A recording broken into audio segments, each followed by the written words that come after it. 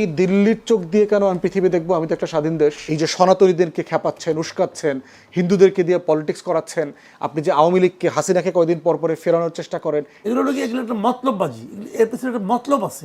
বাংলাদেশের সভরেন্টির কোশ্চেনে, নিরাপত্তার প্রশ্নে চায়না, তুরস্ক, পাকিস্তান সবার সাহায্য লাগবে। কারণ আমরা একটা হস্টাইল বর্ডারে বাস করছি, যে আমার রাষ্ট্রের অখণ্ডতায় বিশ্বাস করে না, যে এই রাষ্ট্রটাকে স্বাধীন মনে করে না, তার 2 টাকার অ্যাম্বাসেডার ঢোকার পথে আইসা আমার সভরেন্টি নিয়ে কোশ্চেন করতেছে।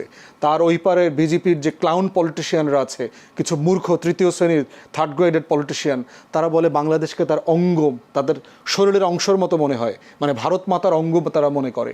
দিল্লি আওয়ামী লীগকে দিয়ে একটা ফরেন পলিসি আমাদের এখানে এস্টাবলিশ করিয়েছে। ব্যারিস্টার আসাদুজ্জামান ফুয়াদ তিনি ফিরে আসলে মৃত্যুদণ্ডের রায় মাথায় নিয়ে দেশে ফিরবেন কিনা সেটা একটা প্রশ্ন। সেই সাথে তিনি ডিটিভিকে বলেছেন 24 পরবর্তী সন্ত্রাস ও জঙ্গিবাদ কায়েম হয়েছে। আরেকটি হলো 24 পরবর্তী পাকিস্তান মডেলের ধাবিত হয়েছে বাংলাদেশ, আর সংখ্যালঘুরা অনিরাপদ হয়েছে 24 সালের পরে। কি বলবেন আপনি? ধন্যবাদ। প্রথম কথা হচ্ছে যে আমি এ কথা বারবার বলেছি যে আওয়ামী লীগের রাজনীতিতে ফেরার আর কোনো সুযোগ নাই। পলিটিক্যালি, রাজনৈতিকভাবে সে ডেড। আওয়ামী লীগকে ফেরানোর চেষ্টা, সম্ভাবনা যারা দেখছেন অথবা করছেন, এটা সিম্পলি হচ্ছে একটা জাবর কাটা। আহা যদি হতো, হায় রে হায় যদি এমনটা করা যেত, এরকম যদি হতো, এমন যদি হতো, এরকম একটা ফিলিংসের জায়গা থেকে আর কি। তো সেইটার প্রথম কারণ হচ্ছে যে পৃথিবীতে গত 100 বছরে অথবা তারও আগে এরকম কোনো ঘটনা নাই যে একজন শাসককে পদচ্যুত করা হয়েছে, তাকে গণ অভ্যুত্থানের মধ্য দিয়ে এমন স্বৈরশাসক তিনি আবার কোনো না কোনো ফর্মে ক্ষমতায় ফিরে আসছেন। বাংলাদেশের, আমাদের এই ভূখণ্ডের ইতিহাসে দেখবেন সেই 13শ শতাব্দীতে সেন বংশের যে রাজা লক্ষণ সেন তার রাজদরবারের পিছনের গেট দিয়ে খাবারের সময় পালায় চলে গেছেন। তো চলে যাওয়ার পরে কিন্তু লক্ষণ সেন আবার নদিয়া মুর্শিদাবাদ দখল করতে পারেন নাই, ফিরে আসেন নাই। তো 800 বছর পরে আমার এই বৃহত্তর সুবা বাংলা, যেটা সুলতানি বাংলা, সেই বাংলাতে এই ঘটনাটা দ্বিতীয়বার ঘটেছে। সেটা হচ্ছে শেখ হাসিনার ক্ষেত্রে। রান্না করা খাবার ছিল, টেবিলে গুছানো ছিল, খাবার সময়ও হয়েছিল, কিন্তু তিনি পিছনের দরজা দিয়ে পালায়া চলে গেছেন। এবং শুধু নিজে পালিয়ে যান নাই, পালিয়ে যাবার আগে ওনার আত্মীয় স্বজন যারা ছিল তাদের সবাইকে তিনি পালানোর ব্যবস্থা করেছেন। তো সেই রকম, যদি আমি কথাটা বারবার বলেছি, এটা শুনতে খারাপ লাগতেছে, গণভবনে যদি ওই দিনকার শেখ হাসিনা মারা যেত তাহলে আওয়ামী লীগ বেঁচে যেত, দল আকারে, তার রাজনীতি আকারে। কিন্তু যেই দলের নেতা তার পুরো লক্কর ঝক্কর বাহিনী সহ, আত্মীয় স্বজন সহ ধারাবাহিকভাবে 36 দিনে পালাইছে, সেই বাহিনীর নেতা আর কোনো দিন নেতা আকারে ফিরতে পারবে না। এটা সিম্পলি প্র্যাকটিক্যাল না। আওয়ামী লীগের লোকদের সাথে তো আমাদেরও কিছু পরিচয় আছে। আপনার আওয়ামী লীগের নেতাকর্মীরা নিজেরা একসাথে বসলে শেখ হাসিনা এবং তার ক্যাবিনেটের 14 গোষ্ঠী উদ্ধার করে তারা কনভারসেশনে। আওয়ামী লীগের নেতাদের এক গ্রুপ আরেক গ্রুপ কলকাতায় মারধরও করছে, ঘরের ভিতরে বিভিন্ন জায়গায় সুযোগ পাইলে মারতেছে।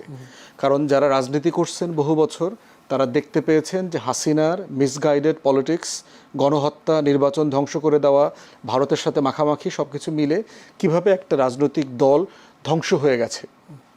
পলিটিক্যালি আওয়ামী লীগের ফেরার সিম্পলি কোনো যৌক্তিক জায়গা নাই। এখন আবার হিস্ট্রিতে চলে যাই, আওয়ামী লীগ ফিরবে না নাকি শেখ হাসিনা ফিরবে না? কোনোটাই ফিরবে না। পলিটিক্যালি 15 আগস্টের পরে তো আওয়ামী লীগ ফিরেছে। এখন পার্থক্যটা বলি, 75 আর 24-এর পার্থক্য হচ্ছে 75-এ কোনো গণ অভ্যুত্থান হয়নি, 75-এ একটা কু হয়েছে। কিছু মুক্তিযোদ্ধা প্রচণ্ড বীরত্বের সাথে যারা যুদ্ধ করেছেন বিভিন্ন সেক্টরে, সেই রকম যোদ্ধারা কু করে শেখ মুজিব এবং তার পরিবারের সদস্যদেরকে হত্যা করেছেন। সেটার সাথে পুরো সারা বাংলাদেশ এই প্রসেসের সাথে ইনভলভ ছিল না। ক্ষমতা কে নিয়েছে? 75-এ শেখ মুজিব মারা যাওয়ার পরে ক্ষমতা কে নিয়েছে?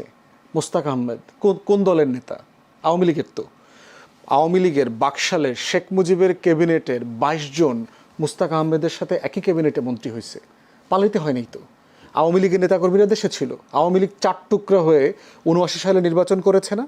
4 টুকরা আওয়ামী লীগ নির্বাচন করছে একসাথে। তাহলে কি পালায় নাই তো? তাহলে আওয়ামী লীগের লোকজন ছিল তো। কেন? কারণ হচ্ছে শেখ মুজিবের অন্যায় অপকর্মের বিরুদ্ধে কু হয়েছে, পরিবারের সদস্যদেরকে হত্যা করা হয়েছে, সারা দেশবাসী খুশিও হয়েছে, কিন্তু গণ অভ্যুত্থান হয়নি এবং শেখ মুজিব পালায়া যায় নাই। এটা হলো সবচেয়ে বড় জিনিস। শেখ মুজিব দেশে ছিল, দেশে বসে সে খুনের শিকার হয়েছে।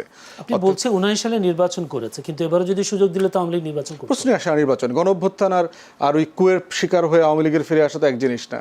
তাকে পদচ্যুত করা হয়েছে, তো পদচ্যুত করে যে পালায়া চলে গেছে তাকে আবার ক্ষমতায় আনা অথবা নির্বাচন করা, ক্ষমতা রাজনীতি করতে দেওয়ার আলোচনাটা কখন আসবে? যখন তার 17-18 বছরের কুকর্মের, খতিয়ানের, আমলনামার, গণহত্যার, নির্বাচন ধ্বংস করার, অর্থনীতি ধ্বংস করবার বিচার আচার হবে। এই নেগোসিয়েশন তাকে করতে হবে। যেই দলের একটা নেতাকর্মী এখন পর্যন্ত জাতির কাছে ক্ষমা চায় নাই, তারা শুধু ক্ষমা চাই না, বরং তারা এখনো পর্যন্ত মিছিল মিটিং করে হাসিনার কর্মকাণ্ডের প্রশংসা করে যাচ্ছে। তারা কেউ এটার বিপক্ষে কথা বলছে না। অতএব সেরকম একটা দলকে নেগোসিয়েশনের সুযোগ, রিকনসিলিয়েশনের সুযোগ আপনি কোথায় দেবেন? হ্যাঁ, পার্থক্য কোথায়?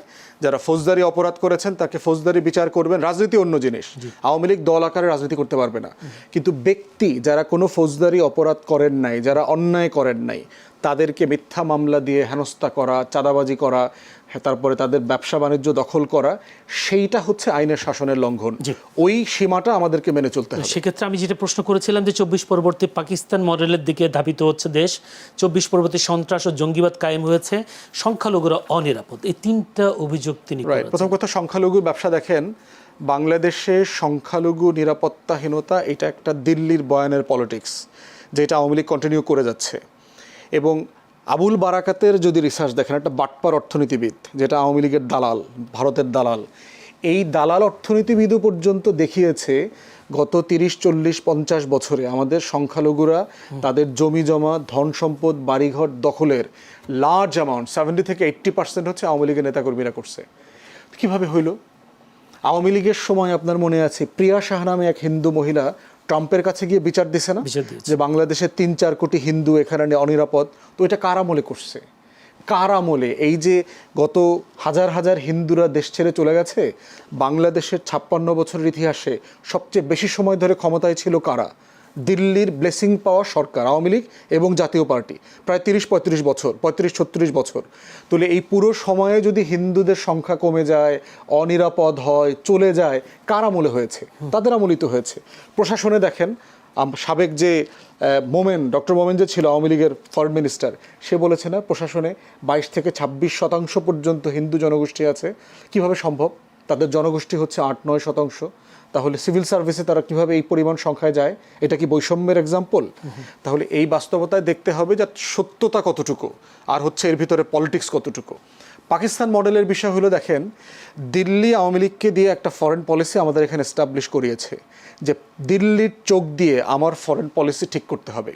যেভাবে 71 সালে সেই সেপ্টেম্বর-অক্টোবর মাসে 7 দফা চুক্তি চাপিয়ে দিয়েছে যে আমার কোনো ইন্ডিপেন্ডেন্ট ফরেন পলিসি থাকতে পারবে না, যে শর্তে ভারত আমাকে সাহায্য করেছে। অতএব সেই দিল্লির চোখ দিয়ে কেন আমি পৃথিবী দেখবো? আমি তো একটা স্বাধীন দেশ। আমি কার সাথে সম্পর্ক করব, কার সাথে করব না, আমি বেইজিংয়ে আগে যাব না মালয়েশিয়াতে আগে যাব না ওয়াশিংটনে যাব, সেটা ডিকটেট করবার মানুষ তো শুধুমাত্র দেশের মানুষ। তারা ডিকটেট করতে পারবে, তারা তারেক রহমানকে বলতে পারবে, এর বাইরে তো কারো বলার সুযোগ নাই। অতএব বাংলাদেশের সভরেন্টির কোয়েশ্চেনে, নিরাপত্তার প্রশ্নে চায়না, তুরস্ক, পাকিস্তান সবার সাহায্য লাগবে। কারণ আমরা একটা হস্টাইল বর্ডারে বাস করছি, যে আমার রাষ্ট্রের অখণ্ডতায় বিশ্বাস করে না, যে এই রাষ্ট্রটাকে স্বাধীন মনে করে না, তার 2 টাকার অ্যাম্বাসেডার ঢোকার পথে আইসব আমার সভরেন্টি নিয়ে কোশ্চেন করতেছে।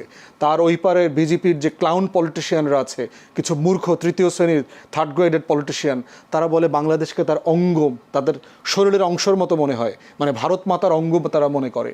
তাহলে সেই জায়গায় যে দাঙ্গল পতাকা লাগাইছে, অখণ্ড ভারতের রাজনীতি করতেছে, বিজেপির ফ্যাসিবাদ, এগুলো মিলায় প্রতিদিন আমার স্বাধীনতা, সার্বভৌমত্বকে যদি কেউ লঙ্ঘন করবার চেষ্টা করে, আমার এটা রক্ষা করবারও তো আমাকে চেষ্টা করতে হবে।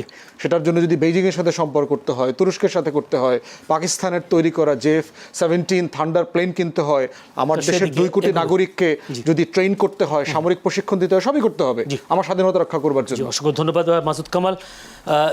যদি শেখ হাসিনা ফেরে, বা আপনারা বলছেন হয়তো ফিরতে পারে, যদি ফিরে আসলে কাদের বেশি ক্ষতি বা কারা বেশি বিপদে পড়বে বলে মনে হয়? দেখেন, সে নিজেও বেশি বিপদে পড়তে পারে। হতে পারে অনেক কিছুই। আর যে যেহেতু তার তো অনেক মামলা হবে এটা আমি বলতে পারবো না, বাট একটা জিনিস হলো কি, আমি কিন্তু কতগুলো সম্ভাবনার কথা বলছি। যে ধরেন হাইপোথেটিক্যালি, ধরেন উনি ফিরল, হয়তো সকল সম্ভাবনাকে আমি বাদ দিলাম, সব কিছুকে বাদ দিয়ে বললাম যে উনি প্লেনে করে কীভাবে প্লেনে ফিরলো, এয়ারপোর্টে উনি যেদিন আসবেন সবাই জানলো, তাহলে কি হবে? তাহলে ওনার তো অনেক কর্মী সমর্থক আছে, আওয়ামী লীগের লোকজন তো আছে বাংলাদেশে। আওয়ামী লীগকে আপনি রাজনীতি করতে দেন বা না দেন, দিতে চান বা না চান, এর উপর তো নির্ভর করবে এই লোকগুলো বাংলাদেশে আছে। এদেরকে আপনি বঙ্গোপসাগরে নিয়ে ফেলে দিতে পারবেন না, এরা কর্পূরের মতো উবেও যাবে না। তো তারা যদি ওখানে যায়, গেলে কি হবে? গেলে একটা ম্যাসাকার অবস্থা হয়ে যাবে। যে মনে করেন এখন ওনাদের যদি আপনি যেতে না, যেমন ধরেন 23 তারিখে ওনাদের প্রতিষ্ঠা বার্ষিকী, কই অনলাইনে কে জানি কী বলছিল, প্রতিষ্ঠা বার্ষিকী পালন করো, কী পালন করবো তাও বলে নেই কিছু। তাতেই দেখেন গভর্নমেন্ট 6 জেলায় আর্মি নামাই দিছে, বিজেপিও নামাইছে। এখন তার মানে কী হয়েছে? পুলিশের উপর গভর্নমেন্ট নির্ভর করতে পারে নাই। তো এটা তো আমি মনে করি যে এক ধরনের ভীতি, এবং এই ভীতিটা একদম অমূলক ভীতি, সেটা আমি হয়তো ভাবতে পারি, কিন্তু গভর্নমেন্ট তো ভাবে নাই। গভর্নমেন্ট তো নামাইছে, এখন নামে গভর্নমেন্ট কিন্তু তার শক্তিমত, তার পরিচয় দিচ্ছে, তারা এতটুকু ভয় পাইছে। এখন যদি শেখ হাসিনা চলে আসে, তাহলে গভর্নমেন্ট কী করবে? গভর্নমেন্ট তো বলতে ঠিক আছে, ওখানে কেউ যাইতেই পারবে না, ওখানে 144 অথবা আপনি কারফিউ দিয়ে দিলেন, ধরলাম, সবই ধরলাম, যে তারপর সে আসলো। এখন বলবেন যে না, তাহলে এত সে বোকা হবে না, আসবে না। শেখ হাসিনা আপনি হাজার সমালোচনা করেন ভাই, কোনো সমস্যা নাই, কিন্তু সে যে একজন সাহসী মহিলা, এটা কিন্তু আপনি অস্বীকার করতে পারবেন না। তার কিন্তু ভাই সাহস আছে। 1/11 সময় দেখছি আমরা, আমেরিকা চলে গেছে, আমেরিকা থেকে তারা সবাই বলছে আপনি যায়েন না, সে কিন্তু দেশে চলে আসছে। তো এখন সাহস, দুঃসাহস অনেক কিছু হতে পারে। ধরলাম এই সাহসটা তার জন্য ক্ষতিকর, ধরে নিচ্ছি কথার কথা, ক্ষতিটা কী হবে? তাকে নিয়ে আপনি জেলে ঢোকাবেন, ঠিক আছে, ঢুকালে পরে কী হবে? তাহলে ফাঁসি দিয়ে দিবেন, কারণ তার বিরুদ্ধে তো ফাঁসি রায় আছে। অথবা আপিল হবে, আপিলের দিন পর এখনও হবে কিনা আমি জানি না, ডিসেম্বরে আসলে বোধহয় আপিলের মেয়াদ থাকবে কিনা আমি বলতে পারবো না, মনে হয় থাকবে না। তাহলে আপনি তার ফাঁসিতে চড়াই দিলেন, তারপর কী হবে? তারপরে কিন্তু সহজ কিছু হবে না। তারপরে যেটা হবে, সেটার আফটার ইফেক্টে কিন্তু গভর্নমেন্টকে ভাবতে হবে।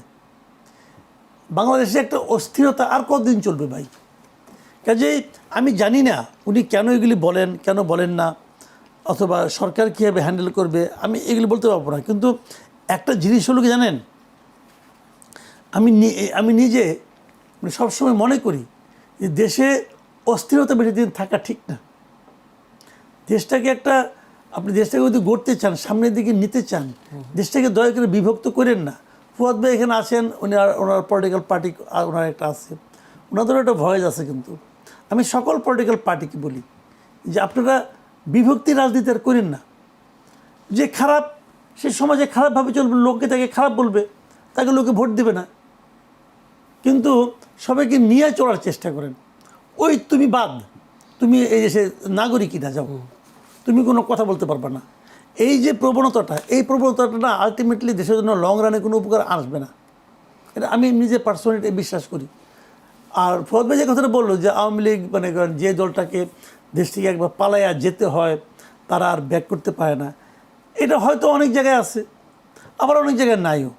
কিন্তু কি আছে কি নাই তার উপর আগামীকালকেও হবে, এটাও ঠিক না। আবার বৃষ্টির দিনে বজ্রপাত হয়, শুকনোর সময় বজ্রপাত হয়, হতেই পারে। এই যে মার্কোস চলে গেছিল ওটা ফিলিপিন্স থেকে, তার পোলা তখন ওই দেশের করে সরকার প্রধান, তারই ছেলে, ওই পার্টি। তো এগুলো হবে না একদম, তা তো না। তো এখন কোশ্চেনটা হলো কি, মানুষ অনেক কিছুই ভাবে। বিষয়টা হলো যে বর্তমান সরকার যদি আওয়ামী লীগের আসার প্রয়োজনীয়তাটাকে জনমনে বুঝাতে পারে যে ওকে ছাড়াও তোমাদের চলবে, দেখো না আমি কত ভালো করতেছি, তাহলে মানুষ চুপচাপ থাকবে।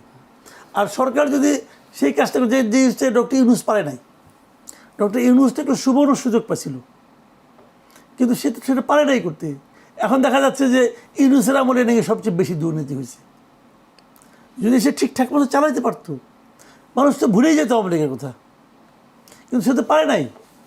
ধীরে ধীরে ধীরে ধীরে ধীরে ধীরে আওয়ামী লীগ, আপনি রাস্তাঘাটে যান, আমি তো রাস্তাঘাটে যাই তো, অনেক সময় দেখা সাক্ষাৎ হয়, লোকজন তো কথাবার্তা বলে, শুনি তো। এটা তো শোনার জন্য আওয়ামী লীগকে খেদানো হয় নাই। যে কথা শুনি এটা শুনতে তো আমি চাই না, কিন্তু শুনি তো।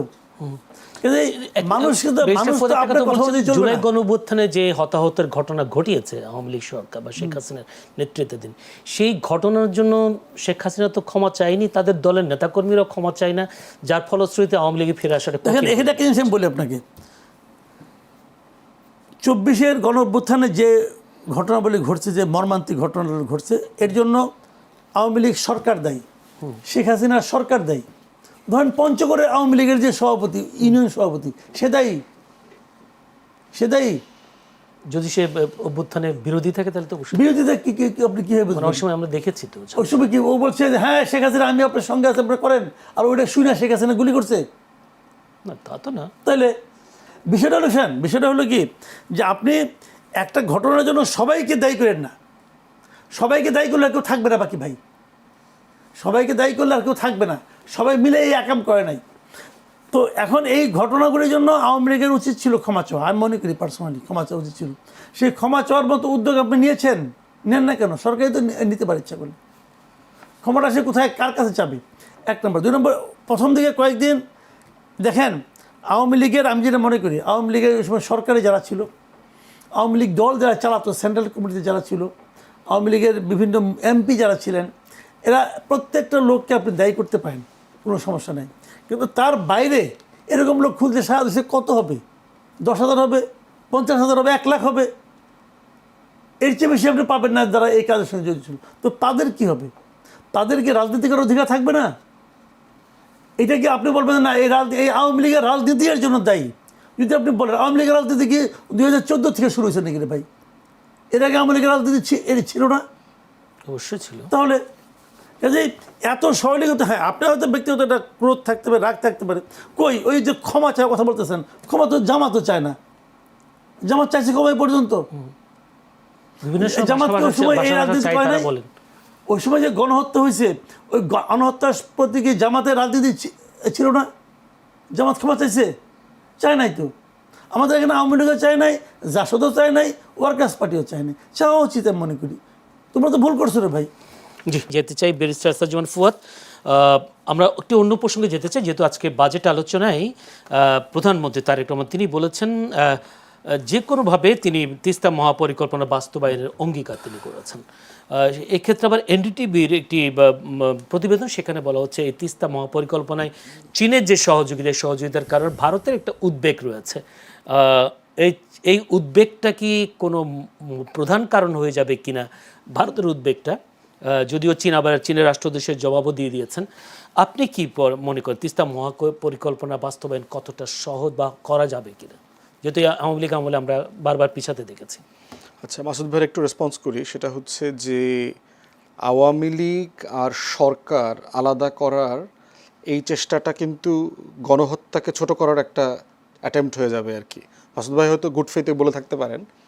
প্রশ্ন হচ্ছে যে আওয়ামী লীগ সরকারটা জিনিস কাঠামোটা কী, সে কিসের উপরে ভিত্তি করে তার এই সকল কর্মকাণ্ড করেছে? দেখেন, শুধু কি পুলিশ, র্যাব, আইনশৃঙ্খলা বাহিনীর লোকজন গুলি করেছে? গুলি কি আওয়ামী লীগ করে নাই? ছাত্রলীগ, যুবলীগ, স্বেচ্ছাসেবক লীগের ছেলেপেলের হাতে কি আমরা অস্ত্র দেখি নাই? শত শত খুন গত 15, 16, 17 বছরে, হাজার হাজার খুনের সাথে কি এই বাহিনীগুলো জড়িত ছিল না? তারা বিরোধী দলের নেতা, বিএনপি, ছাত্রদল, যুবদল, জামাত, শিবির ধরে ধরে পিটায়া তারপরে হচ্ছে থানায় সোপর্দ করে নাই? এদের বাড়িঘর সহায় সম্পত্তি দখল করে নাই? এলাকা ছাড়া করে নাই? 1,34,000 মিথ্যা মামলা সব কি পুলিশ করেছে? পুলিশকে দিয়ে এরা করায় নাই?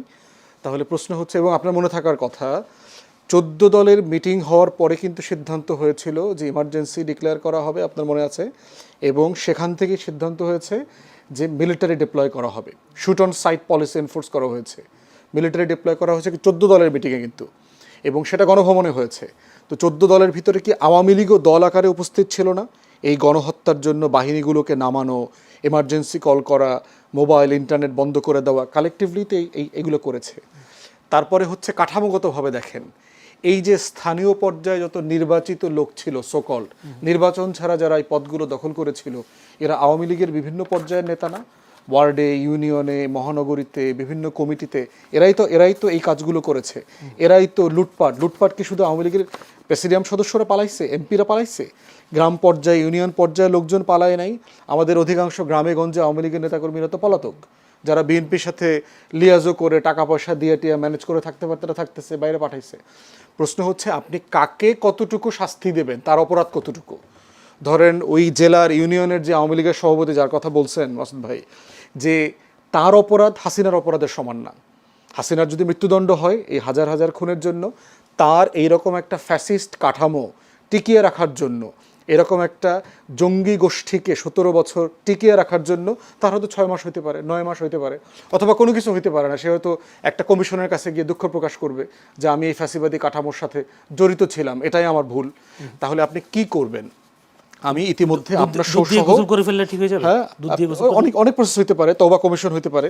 আমি এটার একটা ডিটেল প্রস্তাবনা আপনার সাথে সহ বিভিন্ন জায়গায় বলেছি যে আমাদের একটা পাবলিক হিয়ারিং কমিশন করা দরকার, গণশুনানি কমিশন, যেটা আমেরিকাতে সিনেট হিয়ারিং হয়, কংগ্রেশনাল হিয়ারিং হয়, ব্রিটিশ পার্লামেন্টে হয়, যেখানে আপনার দক্ষিণ আমেরিকা থেকে শুরু করে যেখানে যেখানে গণহত্যা হয়েছে সেরকম বহু দেশে এরকম কাঠামোগত গণশুনানি আছে, যেখানে এসে ভিকটিমরা কথা বলবে, রাজনীতিবিদরা কথা বলবে, সাংবাদিকরা কথা বলবে, মানবাধিকার কর্মীরা কথা বলবে, আওয়ামী লীগের নেতাকর্মীরাও গিয়ে কথা বলবে, তারা গিয়ে কনফেশন করবে যে কে কতটুকু অন্যায় করেছে করে নেই, এবং তখন আপনি ফৌজদারি মামলা হিসাবে হিসাব করবেন। সেক্ষেত্রে তো মাসুদ ভাই বলছেন যে আওয়ামী লীগ ক্ষমতা কেন চাইবে, জামাতও তো ক্ষমতা চায়নি, জাসদ ক্ষমা চায়নি, সেটার জন্য দায় কার? সেই দায় কি আমাদের জেনারেশনের, মানে 2024-এর গণ অভ্যুত্থান যারা করছে তাদের দায়? এটা তো ওনাদের জেনারেশনের ফেইলিওর, যারা গত 40-50 বছর ধরে পলিটিক্স করছে, পলিটিক্যাল পার্টিসগুলো, তাদের কালেকটিভ ফেইলিওর যে তারা সেই কাজটা কেন করতে পারে নাই। তাহলে প্রশ্ন হচ্ছে আপনি 24-এর ফ্রেমকে তো 24-এর মতো করে ডিল করবেন, আপনি কি 71-এর ফেইলিওরটাকে কন্টিনিউ করতে চান? ওখানে কাউকে দোষী করা যায় নাই, অ্যাকাউন্টেবল করা যায় নাই, সো 24টাও আমরা মাফ করে দেবো, মানে এইটা তো হইতে পারে না। আপনি পুরাতন একটা অপরাধের বিচার করতে পারেন নাই, এই জন্য কি আপনি 24-এর অপরাধের বিচার করবেন না? তাহলে কাঠামোগতভাবে তো এই জিনিসকে আমরা মেনে নিতে পারি না। যারা গণহত্যা ধ্বংস করেছে, তারা আমাদের ফাইন্যান্সিয়াল সেক্টর, আপনি বাজেট নিয়ে আলোচনা করবেন, এই বিএনপিকে এখন আমরা যত সমালোচনা করব, এর প্রত্যেকটা সমালোচনার রসুনের কোয়া তো আপনার আওয়ামী লীগের মধ্যে, তার 17-18 বছরের শাসনের যে কাঠামো, যেগুলো আমরা এখনো ফেস করতেছি। সেই জন্য হচ্ছে আওয়ামী লীগের ব্যাপারে গণশুনানি কমিশন করেন। অনেকগুলো মডেল আছে, আমি অনেকগুলো মডেলের কথা এর আগে বিভিন্ন সময় বলেছি। আপনি সাউথ কোরিয়ান মডেলের কথা বলবেন, অথবা জার্মানির মডেলে যাবেন, অথবা হচ্ছে আপনি রিসেন্ট কোনো মডেল আপনি আবিষ্কার করবেন, রুয়ান্ডার মডেলে যাবেন, এগুলো নিয়ে কথা বলেন, সরাসরি কথা বলেন কি অপশনে যাবে। কিন্তু পলিটিক্স ইজ অন্য জিনিস, পলিটিক্যালি তার কোনো স্পেস থাকতে পারবে না এই কাজের পরে, বিচারিক প্রক্রিয়া শেষ না হওয়া পর্যন্ত। তিস্তা মহাপরিকল্পনা বাস্তবায়ন নিয়ে প্রথম কথা হচ্ছে যে উদ্বেগ দেখেন কিনা, রাইট, প্রশ্ন হচ্ছে যে ভারতের উদ্বেগ থাকা না থাকার বিষয়ে আপনি আলাপ করতে পারেন, কিন্তু প্রশ্ন জিনিসটা আমার করা দরকার সেই জিনিসটা আমাকে করতে হবে। আমি ধরেন যদি বেশি পেঁয়াজের চাষ করে আমি ইন্ডিপেন্ডেন্ট হয়ে যাই, আমার আর পেঁয়াজ ভারত থেকে আমদানি করার না লাগে, এই প্রশ্নটা কি ভারতের উদ্বেগের সাথে সংশ্লিষ্ট, অথবা আমার কিছু যায় আসে কিনা? আমি যদি এখানে পদ্মা ব্যারেজ করে আমার 34-35টা জেলার কৃষক, আমার যারা জেলেরা আছেন, আমার যারা ওই পাড়ের মানুষগুলো আছেন, কোটি কোটি মানুষ, তারা যদি সচ্ছল জীবনযাপন করতে পারে, তাহলে সেটা নিয়ে কি ভারতের উদ্বিগ্ন হওয়ায় আমার কিছু যায় আসে কিনা? আমি যদি সীমান্ত পাহারাদার বাড়াই সংখ্যায়, সীমান্তে আমি আধুনিক অস্ত্র দেই, আমি যদি ক্যামেরা লাগাই, রাতের ভেতরে নাইট ভিশন ক্যামেরা দেই, এইটা করাই, রাডার বসাই, তারপরে ড্রোন ইউজ করি, এতে কি ভারতের উদ্বিগ্নতায় আমার কিছু যায় আসে কিনা? প্রথম কথা হলো আমার যায় আসে না, কিছু যায় আসে না। আমি যেটা করব আমার দেশের স্বার্থে এটা করা দরকার কিনা, তারপর হবে বলে মনে হয়, হবে কিনা সেটা অন্য আলোচনা। বাট কনসার্নের কথা বলছি, যে দিল্লির এখানে কনসার্ন আছে, এটাতে প্রথম কথা হচ্ছে আমার কিছু যায় আসে না কার কি কনসার্ন আছে। দ্বিতীয়ত হচ্ছে তারপরও প্রতিবেশী রাষ্ট্র হিসেবে তার সাথে আপনি কথা বলেন, কি কনসার্ন আপনার বলেন আমাকে, আপনার কোন কনসার্ন আছে যেটা আপনার সভরেন্টিকে এফেক্ট করতেছে, যেটা আমি কাজটা করলে আপনার ক্ষতি হবে। আপনি কি আমার কোনো কনসার্ন মেনেছেন? আপনি যে সেই 74-75 সাল থেকে ফারাক্কা ব্যারেজ চালু করে রাখছেন, আপনি যে 54টা অভিন্ন নদীতে বাদ দিয়ে রাখছেন, আপনি কি কোনোদিন আমার কনসার্ন বোঝার চেষ্টা করেছেন? আমার দেশের 1/3 যে মরুভূমি হয়ে গেছে, $60 বিলিয়ন উপরে ক্ষতি হয়েছে আমার কৃষকের, জেলেদের গত 50 বছরে, সেই কনসার্ন কি আপনি রাখছেন? আপনি যে প্রতি মাসে আমার 30-40-50 জন করে সীমান্তে মারছেন, আমার উদ্বিগ্নতা কি আপনি মাথায় রাখছেন? আপনি যে গণতান্ত্রিক প্রক্রিয়াতে ইন্টারফেয়ার করতেছেন, আমার দেশকে স্টেবল থাকতে দিচ্ছেন না, এই যে সনাতনীদেরকে খেপাচ্ছেন, উস্কাচ্ছেন, হিন্দুদেরকে দিয়ে পলিটিক্স করাচ্ছেন, আপনি যে আওয়ামী লীগকে, হাসিনাকে কয়দিন পর পরে ফেরানোর চেষ্টা করেন, এটা নিয়ে আমরা উদ্বিগ্ন না? আপনি আমার দেশে যার বিরুদ্ধে মৃত্যুদণ্ড হয়েছে, ফাঁসির আসামি, গণহত্যার আসামি, তাকে আপনারা সব দল মিলে আশ্রয় দিয়েছেন, দিল্লিতে থাকতে দিচ্ছেন, হাজার হাজার আওয়ামী লীগের নেতাকর্মীদেরকে ওই পারে রেখেছেন যারা এখানে অস্থিতিশীলতা তৈরি করছে, একটা বক্তব্য দিয়ে দিচ্ছেন, আবার 2-4-5 হাজার আওয়ামী লীগের লোকজন গ্রেফতার হইতেছে, মাইর খাচ্ছে, এগুলো আমাদের উদ্বিগ্ন হওয়ার বিষয় না? তাহলে প্রশ্ন হচ্ছে, আপনার উদ্বিগ্নতাকে আমি কখন সম্মান করব? যখন আপনি আমার কনসার্নকে সম্মান করবেন। সেক্ষেত্রে এটা উদ্বেগ, ভারতের উদ্বেগের বিষয়টা আমাদের মাথায় নেওয়ার দরকার নেই। আমরা বলবো, মানে কথা বলতে শুনতে তো সমস্যা নেই। বাংলাদেশ সরকার যেতে চাই মাসুদ কামাল, আপনার কি মনে হয় যারা বলছেন এনডিটিভি নয়াদিল্লির আশঙ্কা চীনের উপস্থিতি বাড়লে, চীন যেহেতু সহযোগিতা করবে বলেছে, চীনের উপস্থিতি বাড়লে ভারতের নিরাপত্তা উত্তর পূর্বাঞ্চলের সঙ্গে মূল ভূখণ্ডের সংযোগকারী একটি এই গুরুত্বপূর্ণ করিডোরের কৌশলগত নিরাপত্তা ঝুঁকির মুখে পড়তে পারে, যারা চিকেন নেকের কথা বলছে শিলিগুড়ি। তো আপনি কি মনে করেন আসলে ভারত এটা করতে দেবে? দীর্ঘদিন বাধাও দিয়েছিল আমরা যতটুকু জানি। বাধাটা কীভাবে দেবে? ভারত কি আমার ভূখণ্ডে আসবে?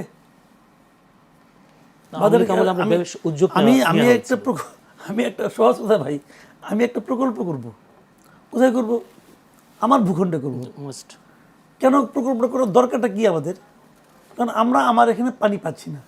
পানি পাচ্ছি না কার জন্য? ভারতের কারণে। ভারত আমাকে পানি দিচ্ছে না, সেটা আপনি খুব ঠান্ডা মাথায় দেখেন যে তার কারণে আমি পানি পাচ্ছি না। তো আমি ওনাকে ডিস্টার্ব না করে, ভারতকে ডিস্টার্ব না করে, আমি আমার পানির জন্য আলাদা একটা ব্যবস্থা করতেছি। কারণ এই ব্যবস্থাটা আমি করতে পারছি না, আমি আরেকজন লোককে দাওয়াত করে দেবে, তুমি কাজটা আমার করে দাও। এখন ভারত বলবে না, তুমি ওরে আসতে দেবো না। কেন আসতে দেবেন না ভাই আপনি? ও তো আপনার জায়গায় আসবে না, ও তো আমার জায়গায় আসবে। কারণ আমার জায়গায় আমি কি আমার সমস্যা মেটানোর জন্য যেটাকে আমি ভালো মনে করি সেটাকে আমি করতে পারবো না? আমি পারবো না কেন?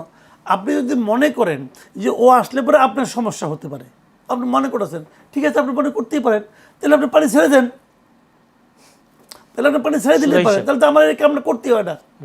ভাই কথাটা সিম্পল। আপনাকে উদ্বেগ থেকে মুক্ত রাখার জন্য আমি না খেয়ে মরে যাবো, এটা কেমন আবদার ভাই?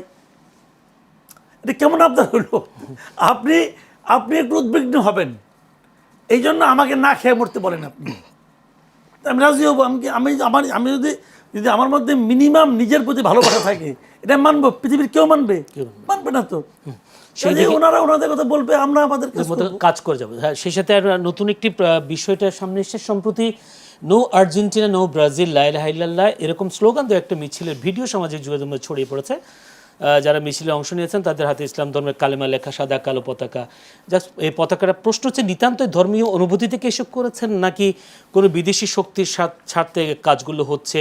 যেহেতু ভারতে ইসরায়েলের রাষ্ট্রদূত রিউভেন আজা যেদিন অভিযোগ করলেন যে বাংলাদেশ ও পাকিস্তানে ফিলিস্তিনি স্বাধীনতাকামী সংগঠন হামাসের তৎপরতা রয়েছে, ঠিক সে সময়ে বাংলাদেশে এই ধরনের একটি কার্যক্রম, এটা কি কোনো ধরনের ষড়যন্ত্র কিনা অন্যান্য দেশের, নাকি আদৌ আমাদের দেশে এই ধরনের কোনো? এটা যে কোনো কিছু হতে পারে, এটা নিয়ে আমার কোনো বক্তব্য নাই।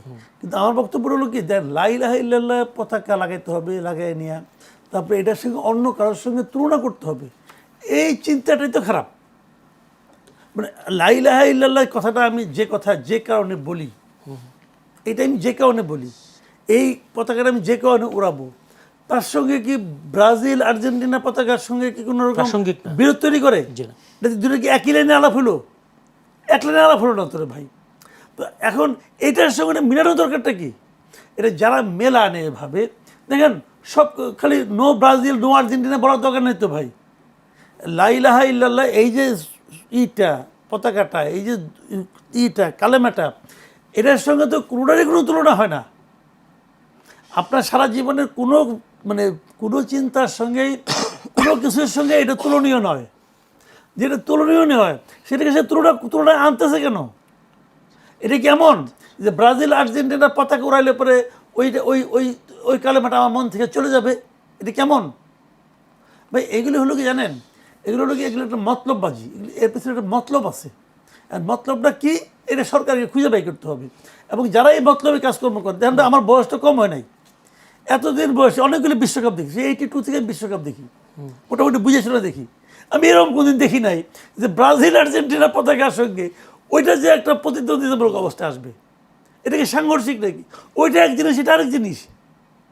তো এটাকে আনতে হবে কেন? বাংলাদেশকে কোন ধরনের মৌলবাদী রাষ্ট্র হিসেবে প্রতিষ্ঠা করার এই অভিযোগ এটা শেখ হাসিনা সারা জীবনই দিয়ে আসছিল। কিছু হইলে খেলি কইতো যে এটা মৌলবাদী রাষ্ট্র হয়ে যাচ্ছে, হ্যাঁ হয়ে যাচ্ছে, এইগুলি বলার জন্য বলা হচ্ছে। আমার দেশে মানুষ মৌলবাদী না। আপনি 20টা সংগঠন করেন না, করেন আপনি, আমাদের তো আপনার পক্ষে নিতে হবে নাকি?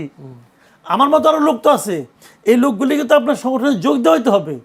দেওয়ার না কিরম পারেন, একদিন তো দেখতেছি, তো বহুত দেখতেছি, এগুলো বোগাস। জি, একটু ব্যারিস্টার আসাদুজ্জামান ফুয়াদ, আপনি কি মনে করেন আসলে এটি কোনো ধরনের ষড়যন্ত্র কিনা, ইন্টারন্যাশনাল আন্তর্জাতিক কোনো ষড়যন্ত্র কিনা?